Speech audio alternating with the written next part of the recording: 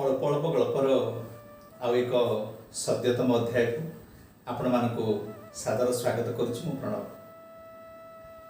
ଥରେ କ'ଣ ହେଇଛି ନା ଇନ୍ଦ୍ରଦେବ ଏବଂ ଚାଷୀମାନଙ୍କ ଭିତରେ ବଚସା ଆରମ୍ଭ ହୋଇଗଲା ଏବଂ ବିଷୟଟି ଥିଲା ବର୍ଷା।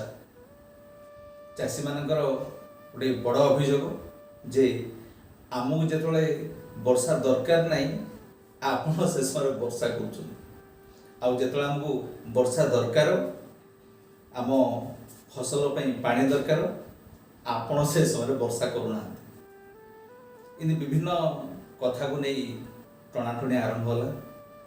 ଇନ୍ଦ୍ରଦେବଙ୍କ ପାଖରେ ଚାଷୀମାନଙ୍କର ଆଉ ଗୋଟେ ଅଭିଯୋଗ ଥିଲା ଯେ ବର୍ଷା ଆପଣଙ୍କ ପାଇଁ ନୁହଁ, ଏଇ ଯେଉଁ ଲଘୁଚାପ ହେଉଛି, ଏ ଲଘୁଚାପ ପାଇଁ ଆମ ଫସଲ କିଛି ପାଣି ପାଉଛି, କିନ୍ତୁ ଆପଣ ଆଉ ବର୍ଷା କରୁନାହାନ୍ତି।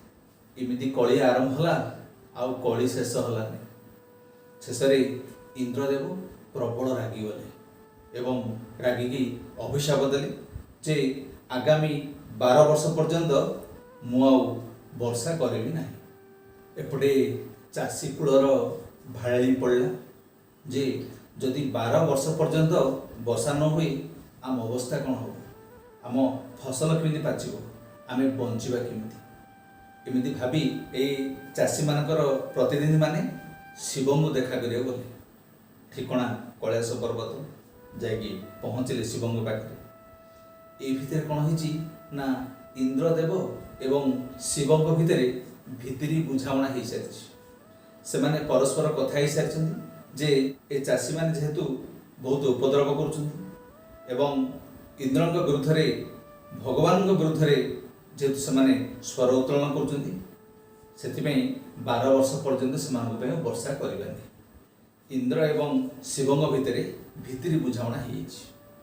ଯେତେବେଳେ ଚାଷୀମାନଙ୍କର ପ୍ରତିନିଧି ଦଳ ଶିବଙ୍କ ପାଖରେ ପହଞ୍ଚିଲେ କୈଳାସ ପର୍ବତରେ, ଦେଖିଲେ ଶିବ ବିଶ୍ରାମ ନେଇଛନ୍ତି। ଏମାନେ ଯାଇକି ପହଞ୍ଚି ନିଜର ଅଭିଯୋଗ ଉପସ୍ଥାପନ କଲେ ଏବଂ ଇନ୍ଦ୍ରଦେବଙ୍କ ବିରୁଦ୍ଧରେ କହିଲେ। ଇନ୍ଦ୍ରଦେବ ଅତ୍ୟନ୍ତ କ୍ରୋଧିତ ହୋଇ 12 ବର୍ଷ ପର୍ଯ୍ୟନ୍ତ ଆଉ ବର୍ଷା କରିବିନି ବୋଲି ଆମକୁ ଅଭିଶାପ ଦେଇଛନ୍ତି। ଆପଣ ହିଁ ଆମକୁ ଏ ଅଭିଶାପ ରକ୍ଷା କରିପାରିବେ। ଆରମ୍ଭରୁ ଶେଷ ପର୍ଯ୍ୟନ୍ତ ଚାଷୀମାନଙ୍କର ଯାହା ସବୁ ଅଭିଯୋଗ ଥିଲା ଶିବ ଗୋଟି ଗୋଟି କରି ସବୁ ଶୁଣିଲେ।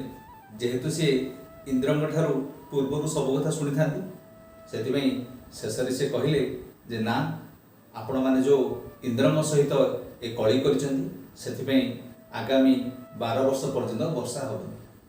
ଆଉ ଏ ଯେଉଁ ଦେଖୁଛନ୍ତି ମୋର ଡମ୍ବୁରୁ, ଏ ଡମ୍ବୁରୁ ମଧ୍ୟ ଆଉ 12 ବର୍ଷ ପର୍ଯ୍ୟନ୍ତ ବାଜିବନି। ଯେତେବେଳେ ଆଉ ଥରେ 12 ବର୍ଷ ପରେ ମୋର ଏ ଯେଉଁ ଡମ୍ବୁରୁ ଅଛି, ଡମ୍ବୁରୁ ବାଜିବ। ଡମ୍ବୁରୁ ବାଜିଲେ ଆପଣଙ୍କର ଅଞ୍ଚଳରେ ବର୍ଷା ହେବ। ଚାଷୀମାନେ ବହୁତ କାକୁତି ବିନତି ହେଲେ ଯେ ଯଦି ବର୍ଷା ନ ହୁଏ ଫସଲ ହେବନି, ଆମେ ମରିଯିବୁ। ଯେତେ ଯାହା କହିଲେ ମଧ୍ୟ ଶିବ ଏବଂ ଇନ୍ଦ୍ର ଯେହେତୁ ଭିତିରି ବୁଝାମଣା କରିସାରିଛନ୍ତି, ଭିତରେ ଭିତରେ କଥାବାର୍ତ୍ତା ହେଇସାରିଛନ୍ତି, ସେଥିପାଇଁ ଶିବ ସିଧା ସିଧା ରୋକଠୋକ ମନା କରିଦେଲେ ଯେ 12 ବର୍ଷ ପରେ ହିଁ ମୋର ଏ ଡମ୍ବୁରୁ ବାଜିବ ଏବଂ ଡମ୍ବୁରୁ ବାଜିଲେ ବର୍ଷା ହେବ। ଚାଷୀମାନେ ବହୁତ ମନ ଦୁଃଖ କଲେ ଏବଂ ଘରକୁ ଫେରିଲେ। ସେମାନଙ୍କର ଗୋଟିଏ ବଡ଼ ସଭା ହେଲା।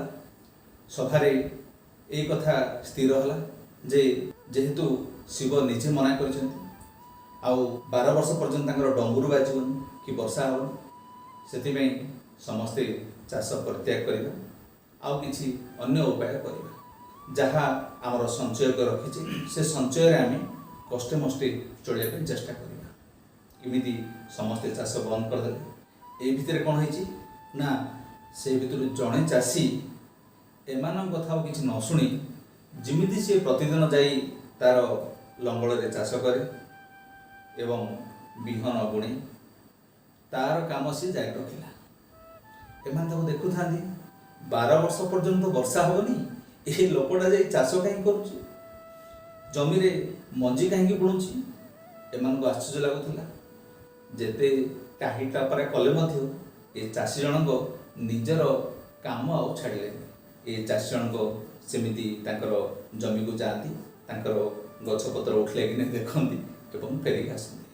एमती कठिन परिश्रम से कले।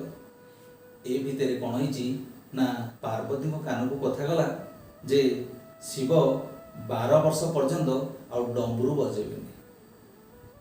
सी मन दुख कले, जाइकी पति को कहले जे आपण जदि 12 वर्ष पर्यंत डंबुरू बजेबेनि आपण डंबुरू बजेबा भूलीजे, से आपण मझिरे मझिरे अभ्यास करते। एतिकी शुणिया मात्रे शिव भाविले जे हाँ तो सत कथा, जदि मु 12 वर्ष पर्यंत डंबुरू बजेबिनी डंबुरू बजेबा भूलीजी। से सांगे सांगे से डंबुरू बाहर कर बजेबा आरंभ कले। जिमिति डंबुरू बाजिची से अंचल पुणी थे वर्षा होती एवं जो चाषी जनक तांकर सब मंजी बुणी थे चाषबास करते तांकर सुंदर फसल हला, गछ छनछनिया होगी बढ़िला, केड़े सुंदर फसल हला। आउ जो चाषी माने चाषबास नक अलसुआ होगी घरे बसी थे से माने बड़ मन दुख कले। हाँ दर्शक बंधु, से कोरोना भली महामारी हो किंबा कौनसी प्राकृतिक दुर्विपाक कारण जेतेबेले पिलामानक परीक्षा घुंची जाए, पिला माने आ पाठ साठ पढ़ते, परीक्षा टाइम टेबल न बाहर पर्यंत आउ से बही छुअंती ना, खाता पत्र बंद। आमे चिंता करवा दरकार, जदि आमे निजर अध्यावसाय जारी रखिबा, निजर पढ़िबा लिखिबा अभ्यास जारी रखिबा, तेबे जो मुहूर्त रे डंबुरू बाजिले मध्य परीक्षार टाइम टेबल प्रकाश पाइले मध्य आमे परीक्षा पे प्रस्तुत रहिबा। ता सहित आमर जदि पढ़ापढ़ी चालू रुहे, अध्यावसाय बा साधना चालू रुहे, तेबे निश्चित भाव आमे आगो को सेई विषय रे निश्चित भाव भल करिबा। आउ आमे जेकोसी वृत्ति रे थिले मध्य जदि आमर काम किछि दिन पे बंद हो जाए, आमर अवस्था मध्य से भाया हुए। अधिक दिन जाए जदि आमे आमर काम अभ्यास न रखिबा, तेबे आम काम को मध्य आमे भूली जिबा। जेतेबेले डंबुरू बाजिबो, जेतेबेले आमर कर्ममय जीवन आरंभ हो, सेतेबेलको समस्या उपजिबो। सेतिपई दर्शक बंधु, कौनसी कारणवशतः जदि आम काम व्याघात उपजे, आम काम बंद रखा पड़े, आम अभ्यास बंद करवानी, आमर कर्ममय जीवन को आम जारी रखा, सफलता निश्चित भाव आस।